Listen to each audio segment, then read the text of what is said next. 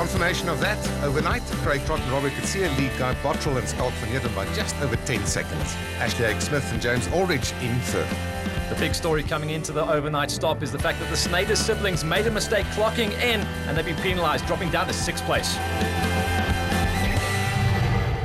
Day 2 dawned bright and sunny at Simola Golf Estate, and with the warmer conditions, it was expected that the day's stages in the Outeniqua Mountains would dry out pretty quickly. We have seen many an upset in this year's rallying, however, and the second day of the Garden Route Rally might well turn up another one or two. The best seat in the house, arguably from the cockpit of the Simola Golf Estate helicopter. We start our day 2 coverage with stage number 7, MTO, that's Mountain to Ocean, Karatara 2, 18.22 kilometers, hopefully drying up. The previous stage saw the demise of Guy Bottrell due to gearbox problems, Stefanie Hugo-Botha and Dolf Coetzee, with Ashley Haig-Smith taking over the lead from overnight leader Craig Trott. So Trott is going to be living on borrowed time here for a little bit longer. He controlled day number 1 because of the tyres, but everyone is going to be hunting him down now. Snyder is carrying a 2-minute penalty, going 12.7 seconds faster than Trott in the stage. Haig-Smith and Aldridge coming into day number 2, controlling 3rd place on the road, but only finishing 7th place on this stage. Conradi and Naidu more than a minute and a half off the pace, but they go 6.8 seconds faster than Snyder's. Seat time has been their problem, and they are driving themselves back up the pace through this rally. Massive gearbox problems, and you can hear that on the shot as well. The exhaust and gearbox still holding Gugu back. They re-welded it in the overnight, and it's come loose again. DeWitt, father and son, currently in 6th position overall. Whoops, I was going to say taking it easy, but they're certainly trying hard there. This is someone who didn't hold anything back. Morne Janse van Rensburg and Rickers Fourie gave it everything they had on this stage, and they were rewarded with their first stage win on the rally. Good indication there of how hard they're doing. Great handbrake turn there. Ladegan and Jordan second in Class S 1400, carrying a 2-minute penalty after their gallantry yesterday. And would go on to post the 4th fastest time on the stage. He's found the zone. Verlaken Offray leading Class S 1400 at this point, but the question is for how long? Yes, definitely the pace of Ladegan is building, and with a couple of stages still to go, he's got time in hand. Franken running in the Super Rally after having problems on stage number 4. Morne Janse van Rensburg taking his first stage victory of the event. A good start today too for Gugu Zulu. Simola Helicopter gives us our first shots on day number 2 of the Karatara Service Park. I'm trying to stay on the road, not trying to go faster. If you immediately when you try that, you just feel you're going to slip off. It's very difficult. We've had some competitive stage times today. Yesterday we had a few problems. We lost some time there, but today things are going well. Now, Frans, what's it like for once telling your dad what to do when you navigate him through the stages? Yeah, no, it's something new to me, but it's very, very interesting and a lot of fun. I'm really enjoying it very much. Old man drives very well. Yesterday we were going fine up until stage 4. In the middle of the stage we got a puncture. We lost like 4 minutes probably. Then we kept on going and it got really wet inside the forest and it was very slippery. We spun. We had to reverse up against the wall because we couldn't turn around. The roads are too narrow. We carried on. We found Megan and she was stuck next to the road and we pulled her out. She had a rope ready, so we just pulled her out. And then after the stage we got stuck. The car wouldn't come out of one of the gears, so the car stalled and we got stuck on a downhill. We got 12 minutes lateness after that. Stage 6 we were hauling till in the middle of the stage there by the hairpin. We cut the corner a bit because our window was dirty. We got stuck. We got out there and then stage 6 we just drove through, just keep it calm till stage 7. Into stage 7 we just hit it flat out. The car was awesome. We broke one rim as you can see. But the car's handling awesome. The wet tires is much better than yesterday. Stage 8 MTO Bergplaats 2, that's a repeat of yesterday's stage 2, over 23.13 kilometers, and it's dirt and mud.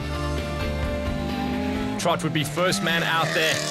He has been closed down. He was in survival mode at the beginning of this day. Now he has to start pushing it. Absolutely, he's only got 5.9 seconds to close up on Ashley Haig-Smith, leading the rally at this point. Here's Snyders, and he goes faster by 19.3 seconds. Snyders coming back from those problems at the end of day 2.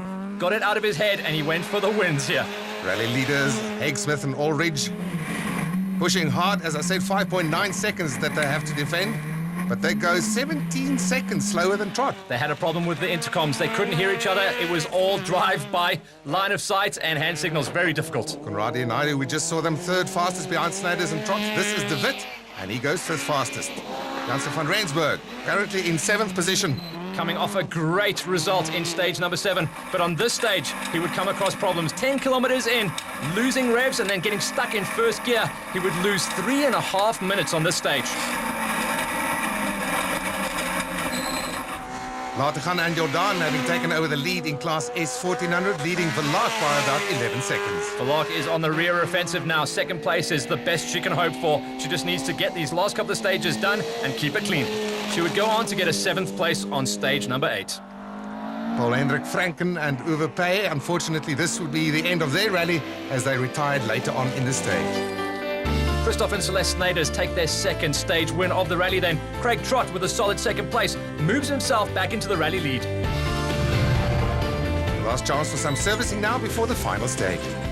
On the first stage after service, towards the end of the stage we lost the intercom, so Ashley couldn't hear me, which made some frantic calls and pace notes. So before the next stage I think we lost about 17 seconds to Craig. So on the next stage we swapped helmets and we're better and we took 2 back, but I think we're about 14 down now. Leading the two-wheel drive championship going into the last stage, must be pretty confident, yeah? I think so. You know, we're repeating the first stage of this morning, which in my mind is probably the worst stage of the event. It's mud from start to finish. So we've got to be cautious. Yeah, one mistake and that's the end of your rally, but 14, 13 seconds, it's going to be tough. It's not going to be easy. Stage 10 and the final stage of the rally. A repeat of stage number 6, Concordia 2, 22.33 kilometers. This is a hard end to the rally. And a fantastic climax as they go into the stage. The leading pairing of Trot and Kutsia leading by only 8.8 seconds. In fact, not as large a margin as he thought, ahead of Ashley Haig-Smith. Absolute nail-biter. How do you control that? How do you not push? And how do you just bring it home safe? And such a long stage as well to control. Basically, the one that beats the other in this stage should become the overall victor. Snyders, after stage number 9, were complaining about the car pulling to one side, feared that one of the shocks was dropping, but that is our rally leader pulling out there. So Trot on a very tight section of the track, unfortunately we would find out later, having terminal gearbox problems and losing the rally on the last stage. Which should in theory mean that Ashley Haig-Smith and James Aldridge now would move into the lead of the rally if they can complete the stage. They will realize that when they come around the stricken Trot on the sidelines, but it would be a nervous last couple of kilometers as the car kept jumping out of gear, and that's why they lost a bit of time on the stage. Now Conradie in second place overall, and he has a little bit more than a minute to make up on Ashley Haig-Smith. So he's going to keep up the pace and try to push as hard as he can, because he could still, in fact, in theory, win this rally. Megan Verlaag and Hilton Offray, a new pairing, and on their way to finish their first event together. And some good, solid point score again for the team.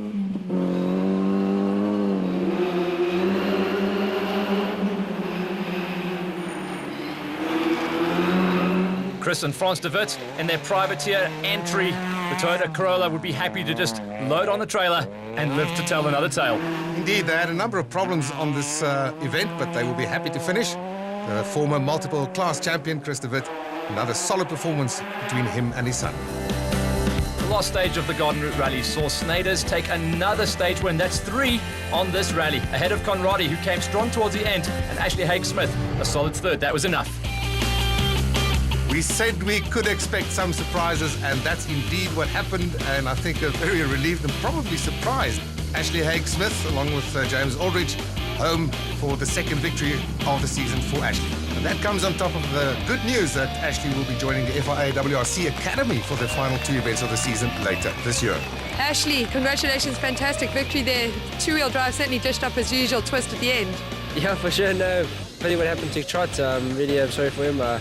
It's not a great way to win. It would be good to have a fight and see what on paper, but really hard luck, and I'm sure he'll come back in vengeance in the next event. But it was a good event in all.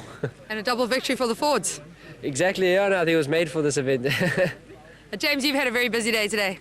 Yeah, the stages have been very difficult today, and we entered the last stage very close to Craig, so we decided we would try and go for the win, and like I said, it was a shame to see him pulled over, unfortunately. At the end of the Garden Route Rally, it was Ashley Haig-Smith and James Aldridge that took the win by 35.6 seconds ahead of Chok Conradi and Kes Naidu. There's 1400 going to Megan Villar and Hilton Allfrey. Snyders came through solid at the end though, really pushed and gave it everything they could to take the Drivers' Championship lead by 6 points. Craig Trott drops to second place then with those problems on this rally. Guy Bottrell and Ashley Haig-Smith tied for third. Celeste Snyders also goes to the top of the Co-Drivers' Championship, 8 points ahead of Robbie Kitsia, with Skalk van Heerden and Kes Naidu joined third. Everybody enjoyed coming back to the Southern Cape. Very successful Garden Route Rally 2011, and we'd like to thank all our associate sponsors for bringing us highlights of this year's Garden Route Rally.